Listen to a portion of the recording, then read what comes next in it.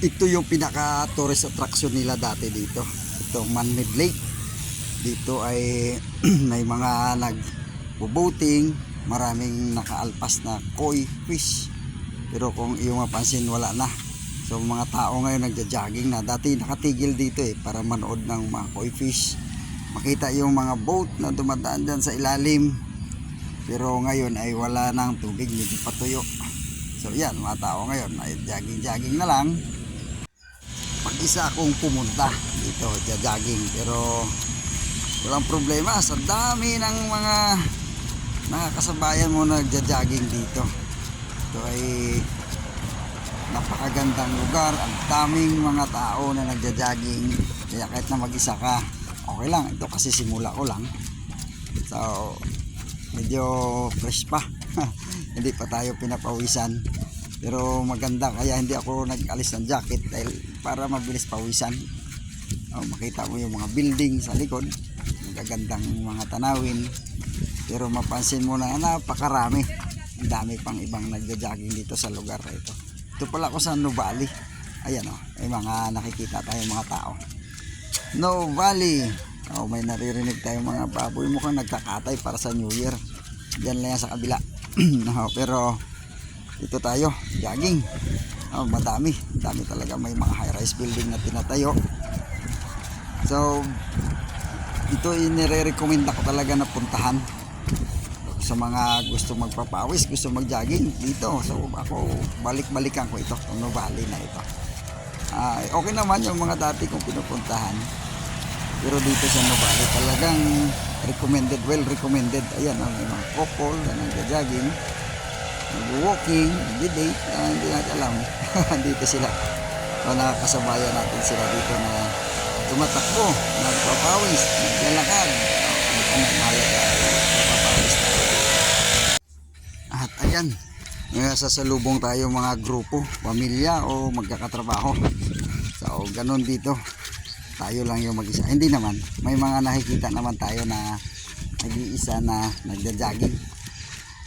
Gusto rin magpapawis, busy ang mga kasamahan o puyat, hindi natin alam. Pero kung minsan masarap din mag-unwind na mag-isa. So dito, pagagandang lugar, dami mong makikitang nag-jogging din, mga grupo, isa, mga babike o walking. Dito lang, napakaganda. Ito ay tahimik. Daming tao pero walang pakialaman, kundi jogging lang na jogging. Papawis kung ano ang sadya natin dito. So ayan tayo, takbo lang din tayo ng takbo, jogging din, at gusto natin pawisan. Napakasarap mag-jogging sa lugar na ito. May mga nasa salubong tayo na kung iyong makita, wala rin pakialam, jogging lang din ang jogging. Dito sa lugar na ito, monochrome. Monochrome, ayan yung mga nakakasabayan natin, andyan sila jogging. Napakagandang mga pagkakagawa ng building, architectural, napakagaling. Isa pa sa napakaganda dito, ayan yung naririnig ninyo na mga tunog ng ibon. Wow, hindi mo maisip dito sa syudad ay may ganyan ka marinig. Napakasarap ng feeling. So tatakbo ka, jogging ka dito sa syudad, makaganda ng kapaligiran, ganda ng tanawin, makarinig ka pa ng ganon. Dito tayo sa eco zone. So papasok tayo dito, iliko tayo dyan, sarado pero pwede naman duman ang tao. So dito tayo iikot. Well, meron akong nakita dito. Pakagandang tanawin dahil dito sa lugar na ito ay pambihira lang talaga ito. Ito ay nasa mga probinsya lang talaga. Sa mga bukid makikita kung saan nakasuga ang mga kalabaw namin noon. Nandun yung mga ibon na yan. Pero dito sa syudad, sa Nuvali, napaka eco-friendly talaga. Ito, andyan pa sila. Mukhang natakot sa atin, kaya lumayo. Andyan pa yung isa. Sige, jogging pa tayo. Yung mga nagja-jogging din dito, marami. Ayan sila, grupo, mukhang pamilya. So, ayun sila. Yung iba may dalang aso. Siyuta yata or bagong kasal din natin alam.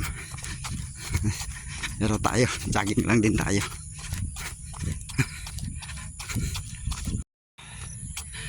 Ang ganda na pakiramdam.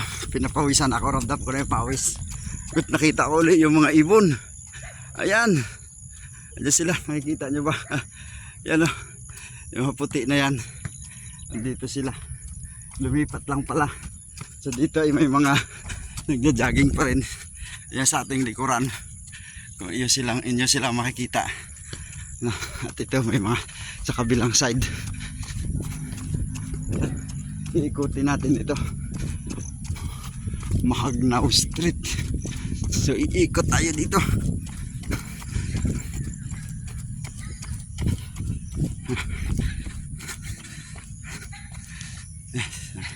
May mga grupo sa likod natin na mga nagja-jogging din. Yan, ito yung Mahagnao Street. So dito ako papaikot-ikot ako dito. Ayan yung mga ibon, oh. Maganda tingnan. Sa probinsya lang yan eh.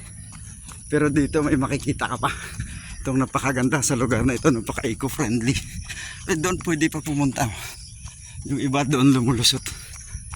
Ngunit nag-decide tayo mag-ikot-ikot dito dahil andyan nga yung mga ibon.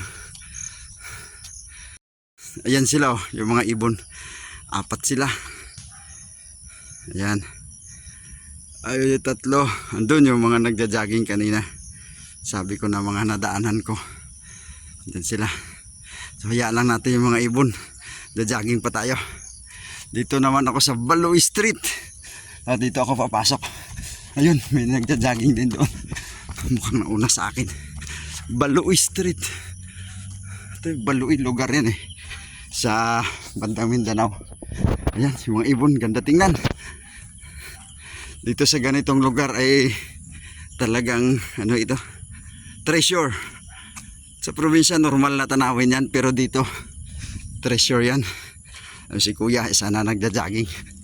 Tay marami itong tao rito na nagja-jogging. Ayan, may mga grupo doon. Yan, may mga bikers. Yan, marami dito eh. Oh, ilang. Oh, Block 2 Lot 8 Lakeside. Remax mukhang for development. Mukhang gagawing bahayan yata ito. Block 2 Lot 8. May mga block eh. Ayan sila. Nanay, tatay, may edad na. Spend time talaga together. Jogging. Maganda yan.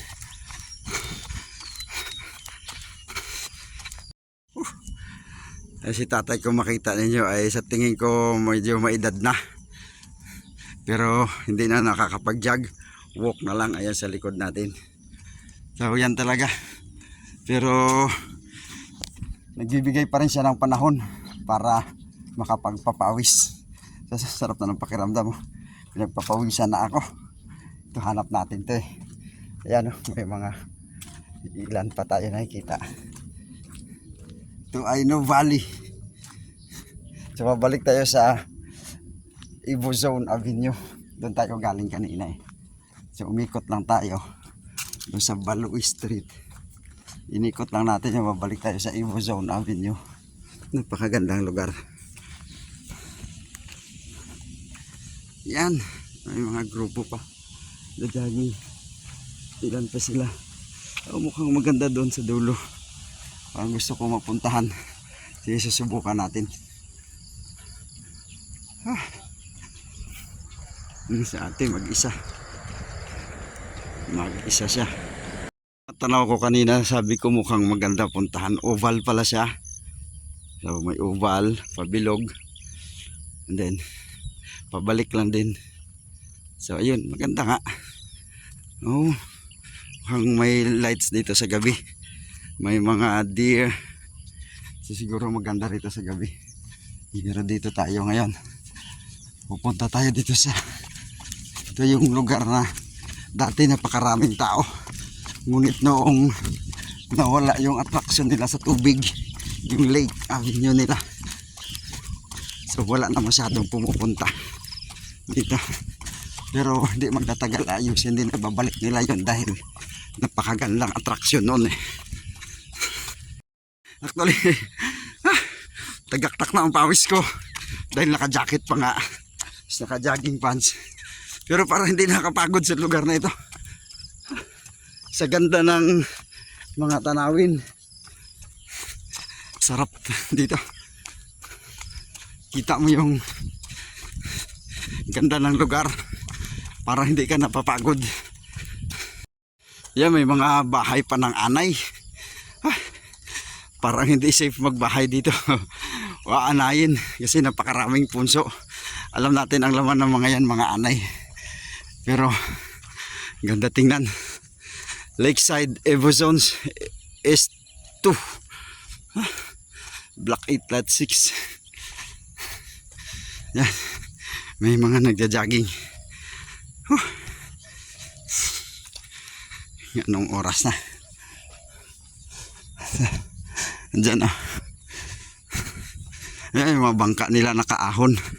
Kasi ngayon ay tuyo ang lake. Meron akong nakita rito. Ayan siya, nagtatago. Uwak. Ang amo niya, nalalapitan natin siya. Ayan siya, oh. May kinakain. Ayun, lumipad. Ano kaya yung kinakain niya? Ayan si ate, naunahan natin yung kanina mag-jogging, so hindi ko siya kilala.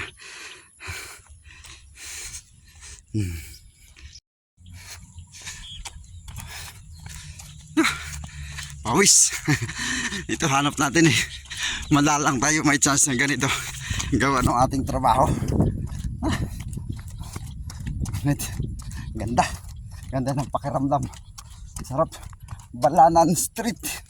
Dito tayo, Balanan Street. Oh, nakabaliktad. So, subdivision yung kabila. Mahal dito. Mahal ang per lot. Per square meter. Hindi ko alam kung magkano, pero mahal dito. Ayan, oh. Dami. Dami nagja-jogging dito. Ayun pa yung iba. Oh, yun. Kita ko na yung kanina.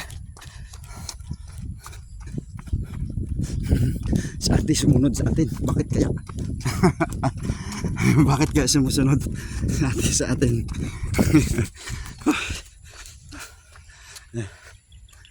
Ayan sila. Kanina ko pa sila nasasalubong na magpares. Pabalik-balik. Dito sila sa Pandin Street.